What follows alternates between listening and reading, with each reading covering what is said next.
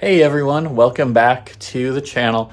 This is the March update for our Sling TSI build.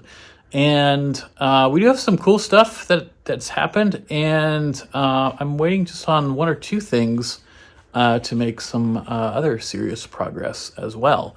But let's take a look and see where we are, and we'll talk from there. Wow, okay. There's some stuff going on in this center fuselage right now. So the main thing that's going on right now is wiring, and so I decided to lay in the main, I guess, fuselage wiring harness itself, and this is the one that Midwest panel builders provided me, and of course it's got the three big connectors right now, and I got a high capacity and two non-high capacity connectors there. So these are going to go up, they're going to come up here, and they're going to plug into the bottom of the panel as well. And so that is sitting basically all over here. It's still in plastic. Panel's upside down just because it's, it's more stable that way right now. You got avionics tray, and my VPX is sitting right underneath there as well. So that's kind of cool. I'm waiting for the side skins. That's basically next. I've got a list of things that I want to get accomplished before then. And so the main part was I made these little connectors, and you can tell here's a bracket right for the flap controller. So I got the connectors sitting here. Those are done, ready to go. I have some oxygen tubing laying. I got my pitot static tube kind of up front already. We've got the Garmin controller that's sitting there ready to go. My wing wiring, that's sitting here waiting to get stuck onto the side skin. Of course, the same thing with the pitot tubing, that's sitting there. My wiring harness is just coming through right now. The one thing that you don't see in here, you don't see the coax in here right now. I did take, I had the coax in, I took it out. The reason I took it out was I wanted to get a non-interrupted run of cable from the front to the rear comm antennas. So what I basically did is I just used string, right, to figure out the length that I needed. And so that is how I got my length to the antenna comms locations. I do have other wiring back here, of course. So in this section, I have the headset cables laying basically in a little baggie there just to help protect them a little bit. I've got the oxygen cables sitting there. Again, the oxygen plumbing is right here as well, so that's good. I got the GHA sitting there, and I assembled the plate from Midwest. I also have the brackets sitting there pretty much assembled, ready to go in at this point. So it's just a matter of the fuselage getting onto its wheels before any of that gets done. And of course I have the COM2 sitting there already as well.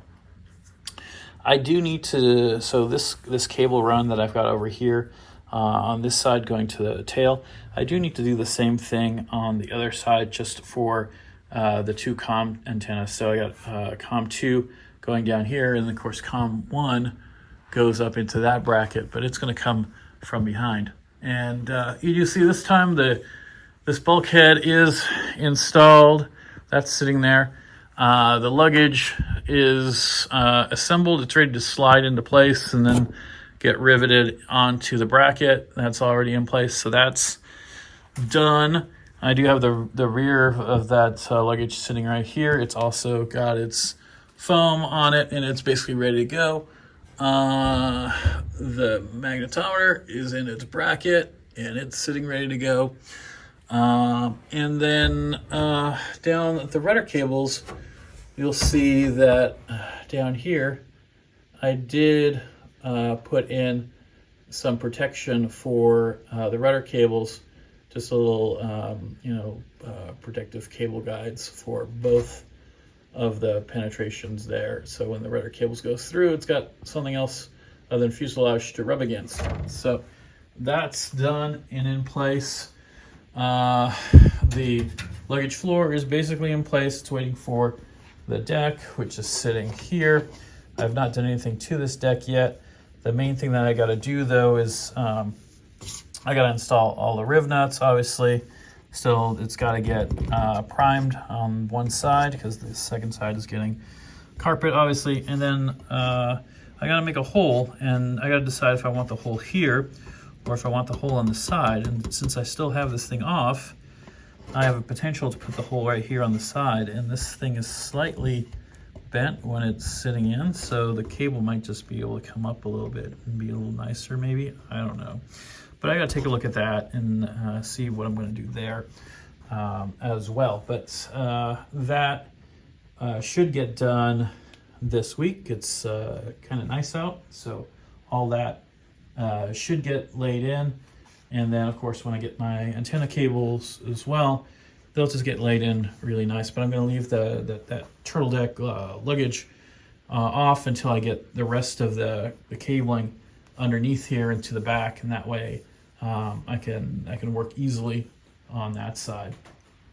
Yeah, so it seems like not much, but a lot is done in this regard, right? Like there's a whole bunch of cabling here. These the joystick cables, those are in place. Everything's done there. I do need to go back and just make sure everything's tightened. Not much has happened here. These are still ready to go, kind of thing. I do need to tighten these bolts still. That's something I haven't done. And the same thing with the control sticks. I've only partially sanded these to make sure at least the bushing is free on it.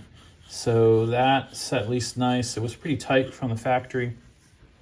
So it's sitting there ready, but again, I'm waiting for the side skins, and then this will lift up a little bit, which will change this angle slightly. And I just want to make sure that that's all good before I do anything else there. ELT, I did mount it on the side.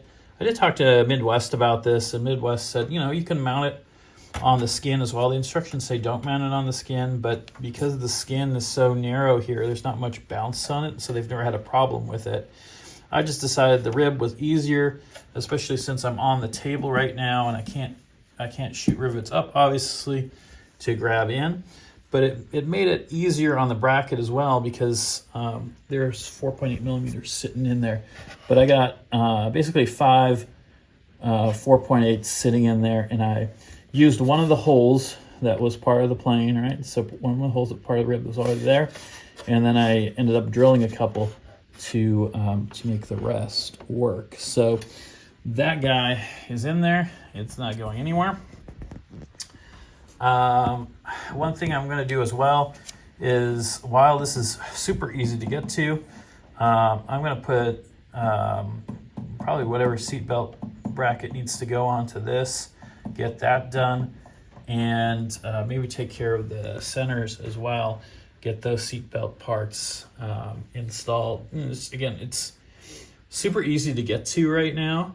I don't have to be inside the plane to do this work, so that makes it good.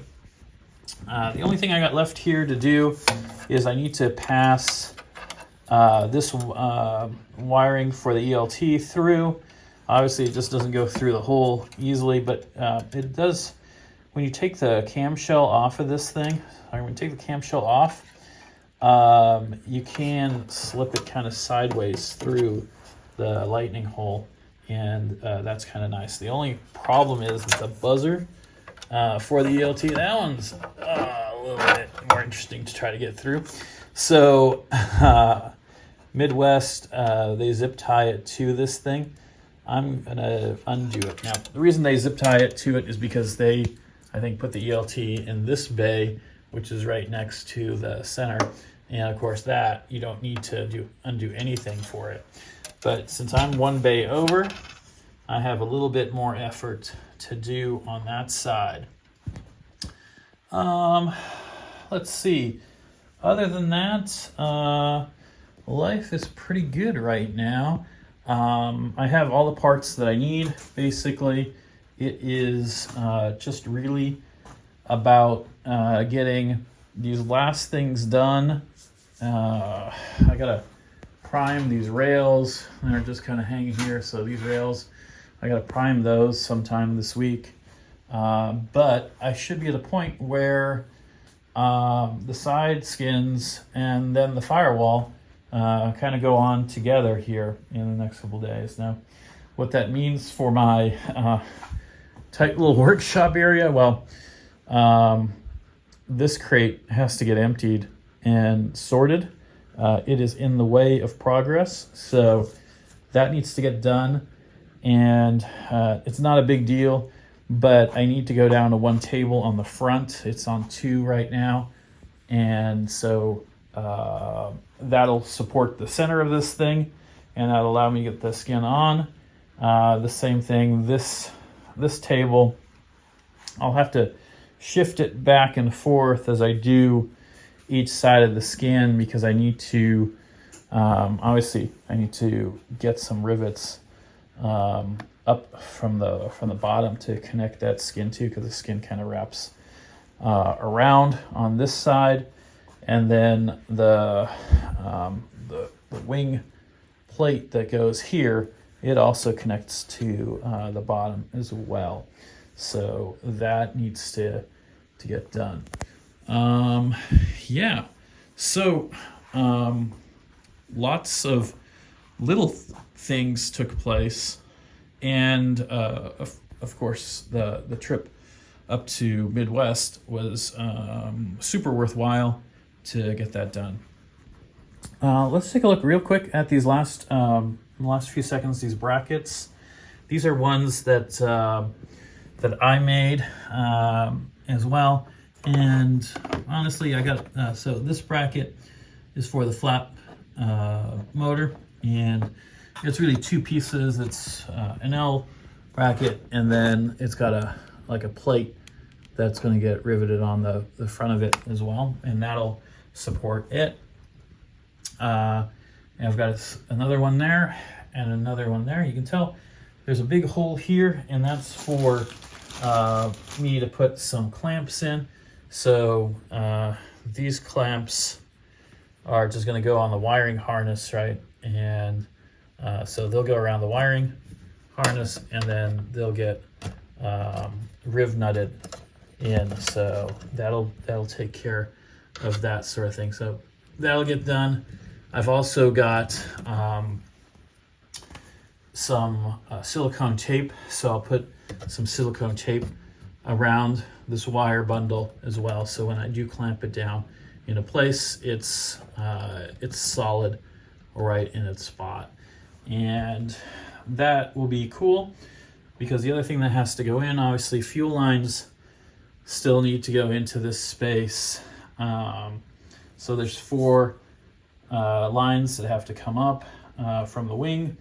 They're going to run basically around here, work their way through that and into this area, and then they'll come up obviously into the fuel selector, and then they'll go firewall forward from that. But that has to get accomplished. I need to order those lines.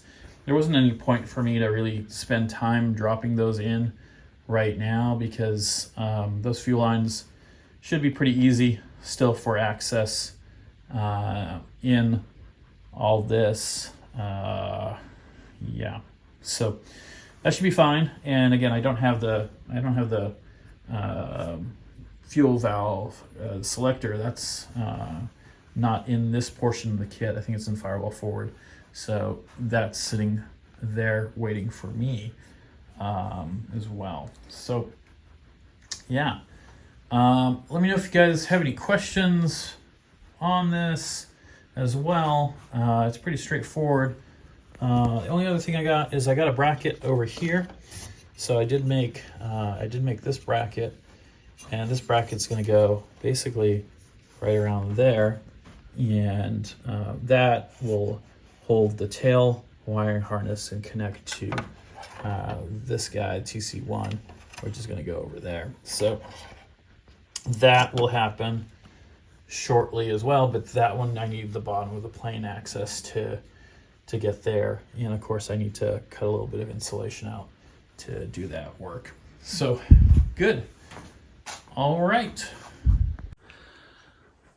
so next month the goal, really making sure these side skins are on, the firewall is on, and then we can start thinking about closing off this back of the tail as well.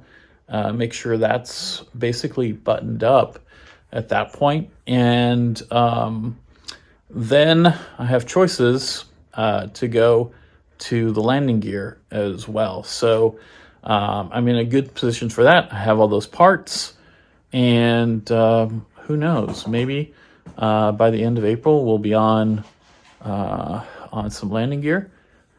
I don't know, but we'll see what I'm capable of getting done in that amount of time, and it'll be exciting to get the main landing gear off of the floor that's been laying by my utility box for I don't know, a few months. So it'll be nice to get that done, and yeah, as soon as I have the firewall forward side of the house, then we can start taking care of the firewall insulation and start mounting those final pieces on it, and really get the plane on its wheels as well. Because I don't know, I don't want to necessarily put the plane on its wheels and then have to do all the firewall forward stuff after it's on its wheels, because I have to put the engine bracket on.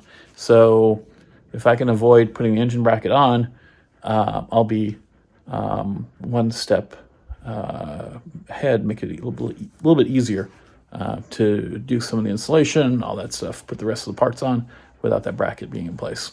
So cool. There you have it. Look forward to talking to you guys again soon, and hopefully see you guys at AirVenture. Hopefully you guys are planning for that, and yeah, that's just a couple months away. Pretty exciting.